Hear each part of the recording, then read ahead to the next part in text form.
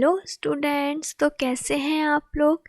ये video MP board के students के लिए है। इस वीडियो में मैं आप लोगों को कराऊंगी ब्लूप्रिंट के हिसाब से इकाई फर्स्ट क्षितिज भाग 2 काव्य खंड में से पद्य साहित्य का इतिहास, जो कि इकाई फर्स्ट यानी कि यूनिट फर्स्ट का पार्ट है।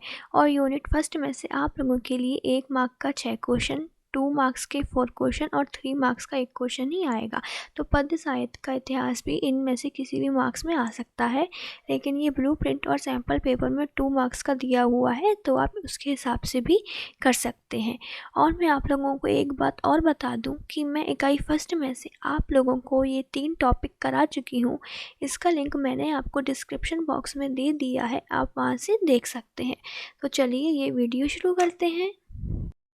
तो इस वीडियो में मैं आप लोगों को पद्य साहित्य के इम्पॉर्टेंट क्वेश्चंस करवाऊंगी, जो कि मैंने सैम्पल पेपर और पास्ट ईयर से लिए हैं। तो चलिए पहला क्वेश्चन देखते हैं। तो पहला क्वेश्चन है, रीतिकाल की 2 प्रमुख विशेषताएं बताइए। तो हमें इसमें रीतिकाल की 2 प्रमुख विशेषताएं बतानी है। तो चलिए हम पहली विशेषता देखते हैं। पहली विशेषता है श्रृंगार वर्णन।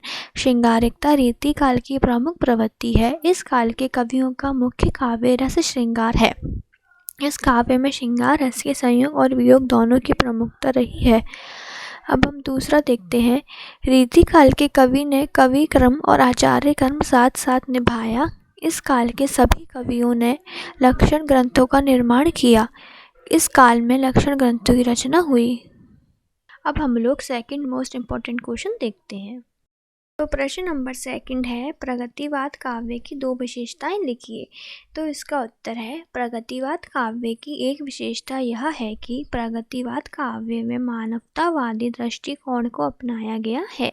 प्रगतिवादी काव्य में मानवतावादी दृष्टिकोण देखने को मिलता है।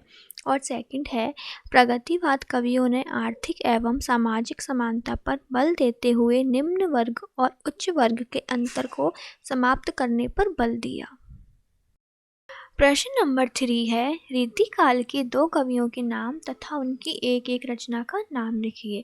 तो हमें इसमें रीतिकाल के 2 कवियों के नाम तथा उनकी रचना लिखनी है।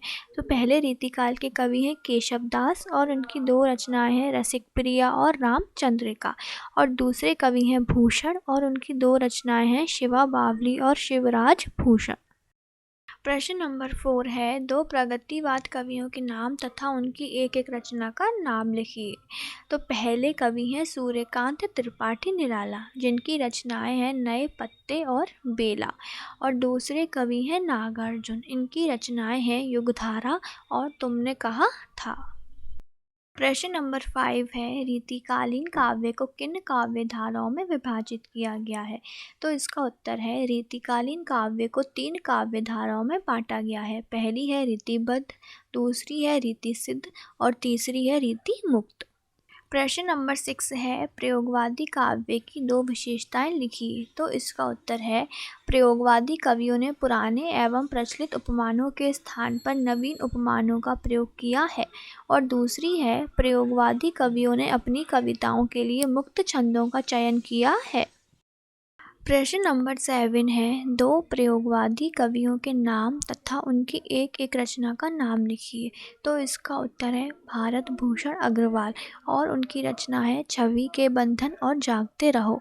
और दूसरे कवि हैं गिरिजा कुमार माथुर, उनकी रचना है छाया मत छूना और धूप के धान।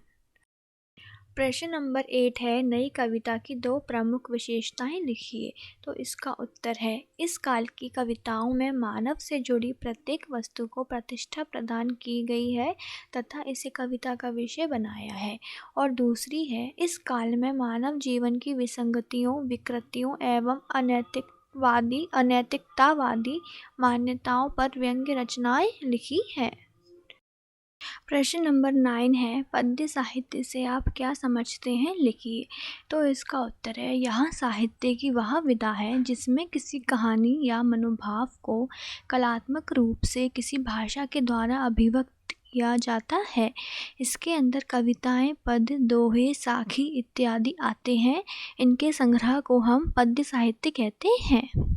प्रश्न नंबर 10 है, रीति काल को श्रृंगार काल क्यों कहा गया है, लिखिए। तो इसका उत्तर है, रीति काल में श्रृंगार रस के संयोग और वियोग दोनों की प्रमुखता रही है, इसलिए कुछ लोग इस काल को श्रृंगार काल कहते हैं। प्रश्न नंबर 11 है, हिंदी पद्य साहित्य को कितने कालों में बांटा गया है, नाम लिखते हुए समयावधि भी लिखिए। तो इसका उत्तर है, हिंदी पद्य साहित्य को निम्न कालों में बांटा गया। सबसे पहले बांटा था आदिकाल में, जिसको हम वीर गाथा काल भी कहते हैं, जो चला सन 993 ईस्वी से लेकर सन 1318 ईस्वी तक। फिर हमने बांटा भक्ति काल में, जिसको हम पूर्व मध्यकाल भी कहते हैं, जो चला सन 1318 ईस्वी से लेकर सन 1643 ईस्वी तक। फिर हमने बांटा रीति काल यानी कि उत्तर मध्य काल में, जो कि चला सन 1643 ईस्वी से लेकर सन 1843 ईस्वी तक। और फिर हमने बांटा आधुनिक काल में, जो कि सन 1843 ईस्वी से लेकर अब तक चल रहा है। प्रश्न नंबर 12 है, नई कविता के 2 कवि एवं उनकी एक एक रचना का नाम लिखिए। तो इसका उत्तर है भवानी प्रसाद मिश्र। इनकी रचनाएं हैं टूटने का सुख और सन्नाटा। और दूसरे कवि हैं जगदीश गुप्त। इनकी रचनाएं हैं नाव के पाँव और शंभूक। तो बस पद्य साहित्य के इम्पॉर्टेंट क्वेश्चंस ख़त्म हुए। आपको पेपर में यही क्वेश्चन करके जाने हैं, जो कि आप लोगों के लिए मोस्ट इम्पॉर्टेंट है। और अब नेक्स्ट वीडियो से मैं आप लोगों को कराऊंगी ब्लू प्रिंट के हिसाब से इकाई 2 इकाई सेकंड यानी कि यूनिट 2, जिसका नाम है काव्यबोध। और मैं आप लोगों को बता दूं कि मैं ब्लू प्रिंट के हिसाब से प्रीवियस वीडियोस में इकाई फर्स्ट यानी कि यूनिट फर्स्ट के सारे टॉपिक कवर करा चुकी हूँ। उसका लिंक मैं आपको डिस्क्रिप्शन बॉक्स में भी दे दूँगी, तो आप वहाँ से भी देख सकते हैं। तब तक के लिए अगर आप लोगों को मेरे पढ़ाने का तरीका अच्छा लगा है तो मेरे वीडियो को लाइक और चैनल को सब्सक्राइब करें। Thank you for watching.